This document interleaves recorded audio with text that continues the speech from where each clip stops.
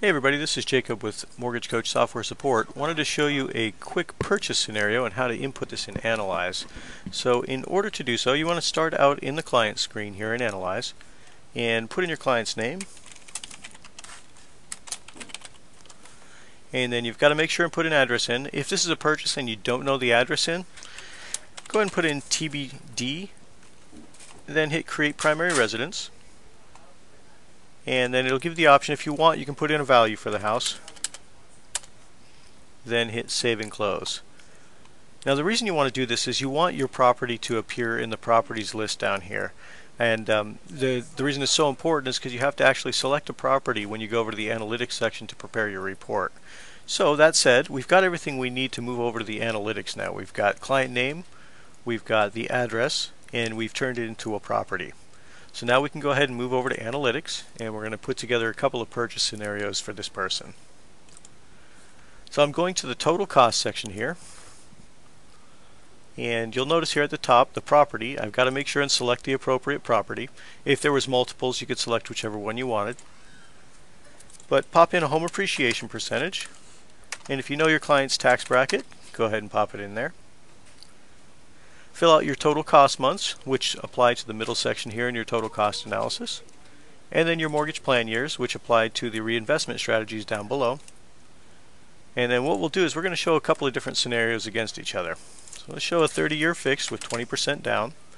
You can see that once you put in the equity, it automatically determines the loan amount for you. And let's put it in at 5 1/4. Put in our closing costs. And if you're charging any points, you can put those in, and if there's any prepaids, you can put those in there as well. Now the last part of this is I want to go down to the very bottom under monthly taxes and insurance, and I want to make sure and put in my program information here. So for instance, I like to use factor percentages here. And since there's no mortgage insurance on this one, we're going to leave it alone. And you can see that we've got our total payment on a $200,000 loan at 5 1/4 of $1,104. This is just P&I.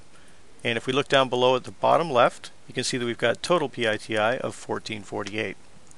So now the trick with this is we want to show a couple of scenarios against each other. So we're going to name this guy. We're going to call this one 30 fixed. And then for program 2, let's show a combo loan instead. So what we'll do is, let's say our first TD is going to be 150.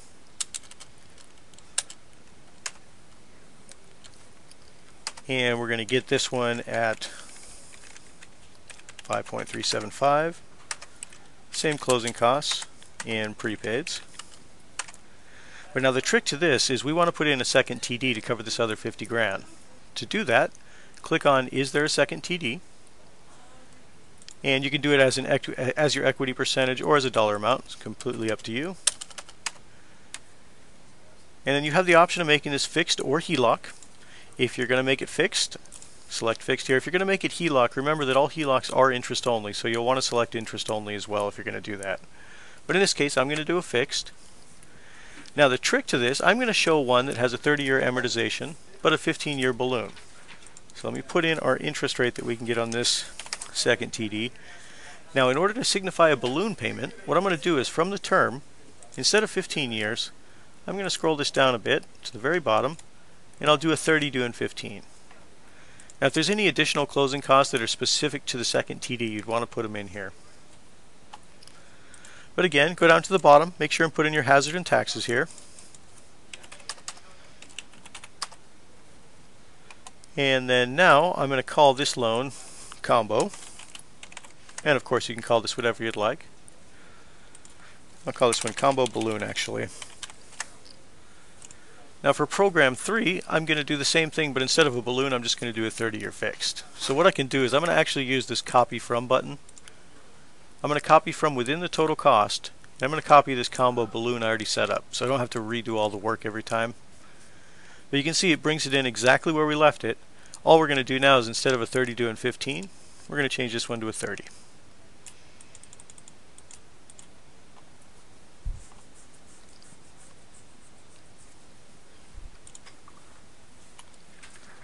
Okay, and since we used the copy from function, you can see that down at the bottom it's already copied over our hazard and taxes, so we're good to go there. And if you look over on the right, you'll see that we've got our 30-year fixed, we've got our combo balloon, and this one, which I'm just going to call combo fixed. And you can see we've got 3 different total payments here. And of course the second and third one have the same total payment just because we're amortizing them the same way, but of course this balloon one does expect a balloon payment at year 15. But if we were to look at our total cost now to look over the lifespan of the entire loans, what we'd want to do is change this 60 months to 360. We can do that up here on the top left. And then as soon as we change that, you can see these are the totals for the entire life of the loan. And you can see that the total cost on these, generally your combo fixed one is going to be the highest cost because you're paying the most interest in MI over, or just interest in this case, but interest over time here. That's what these different comparisons are.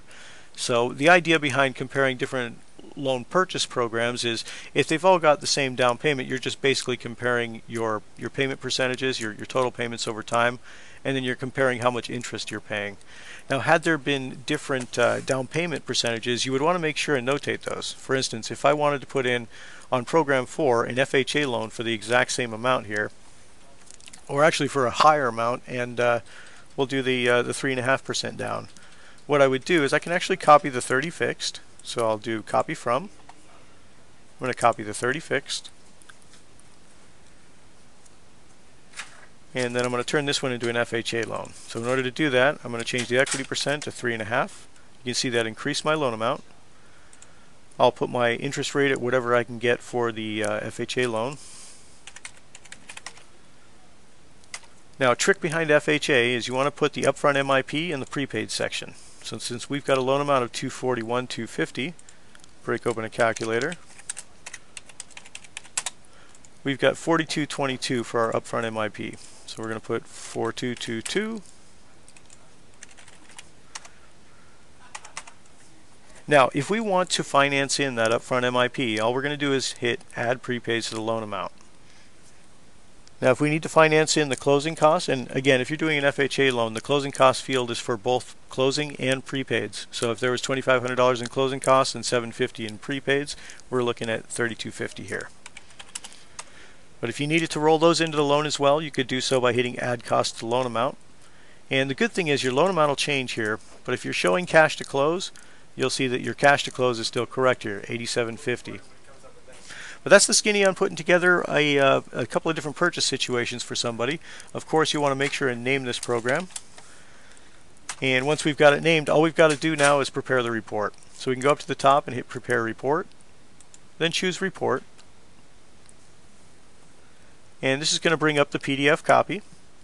And all we've got to do, there's 2 ways to get this out.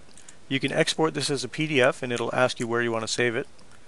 You can email this directly if you're using Microsoft Outlook. If you're not using Outlook, this one won't work for you, so you'll have to export it as a PDF first, then attach it to an email document. Or you can go ahead and print this.